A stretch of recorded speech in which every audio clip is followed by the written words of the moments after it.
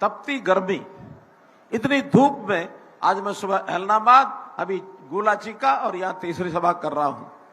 एक तो मौसम की गर्मी और दूसरा चुनाव की गर्मी, ये दोनों गर्मी मिलकर के, और जब इतना उत्साह दे रही हैं, गर्मी में तो आदमी परेशान होता है, लेकिन इतनी गर्मी में इतनी बड़ी संख्या में आप लोग आए, इस उत्साह को देख करके मैं कह सकता हूं कि यहाँ की जीत ये सुनिश्चित है, कोई इसको रोक नहीं सकता है।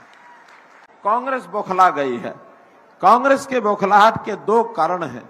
एक कारण तो हार का कारण है, उनको लगता हम हार गए हैं, क्योंकि हारने के लिए इतना ही संकेत बहुत है कि जब हुड्डा जी से पूछा गया कि इस बार आप दोनों क्यों नहीं लड़ रहे, कहने लगे पिछली बार बापू बेटा हम दोनों लड़ गए थे और एक की गुद्दी तो सोनीपत के लोगों ने लगा दी थी और एक की गुद्दी रोहतक के लोगों ने लगा दी थी, दोनों हार गए थे, उनको दोनों का कष्ट हुआ था।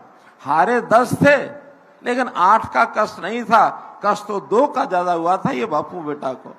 अब इस बार उन्होंने क्या फार्मूला निकाला, हारनी तो इस बार भी 10 है, लेकिन उनका जो दुख है अपना व्यक्तिगत दुख, वो 2 का नहीं होगा, उनको गम 1 का होगा, अपने गम को कम करने के लिए, और उन्होंने 1 सीट छोड़ी है।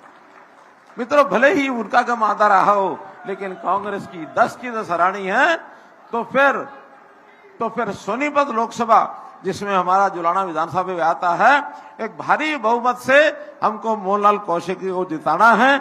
और जो बराबर में खड़े, अब अपने आप को पता नहीं मालूम है क्या क्या वो बोलते हैं।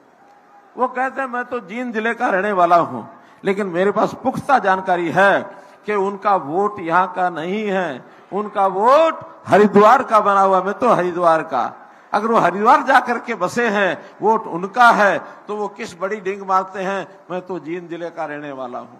और जींद जिले के लोगों ने भी जो मुझे बताया है, आप में से ही कुछ लोगों ने बताया है कि भाई एक तरफ वो खड़ा है, एक तरफ हमारे भाई खड़े हैं, अगर लोग दोनों को भाई कहेंगे तो वो अपने आप कहते हैं, तो एक तरफ तो ऊपर मोदी जी हैं, एक तरफ राहुल जी हैं, तो फिर मोदी वाले भाई को देंगे, राहुल वाले भाई को क्यों देंगे? तो चुनाव तो वास्तव में ये मोदी जी का और राहुल जी का है।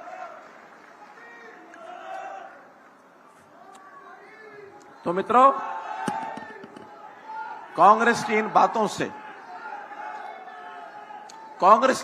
से आपने सावधान रहना है, क्योंकि कांग्रेस बदनाम भी खूब कर रही है। उन्होंने हमको जो है बदनाम किया, धर्म के नाम पर बदनाम करते हैं, संविधान के नाम पर बदनाम करते हैं, 370 को लेके बदनाम करते हैं, सेनाओं को लेके बदनाम करते हैं, कहते हैं कि ये वो जो हमारी एक सेना शुरू की हमने अग्निवीर सेना, उसको लेके बदनाम करते हैं, कई प्रकार की बातें। और जब कुछ नहीं बचा तो राम मंदिर को लेके बदनाम करने लग गए, जबकि ये सारी चीजें ऐसी हैं। मोदी जी ने का हल निकाला और जनता की सुहाती बातों को मोदी जी ने उनके मन के हिसाब से उनका हल निकाला। कांग्रेस खत्म है, आज भी खत्म है, कल भी खत्म है। अब आपने संकल्प लेना है, 25 मई कांग्रेस, 25 मई और 4 जून आई भाजपा जनता को भाई, 4 जून आई भाजपा जनता को भाई।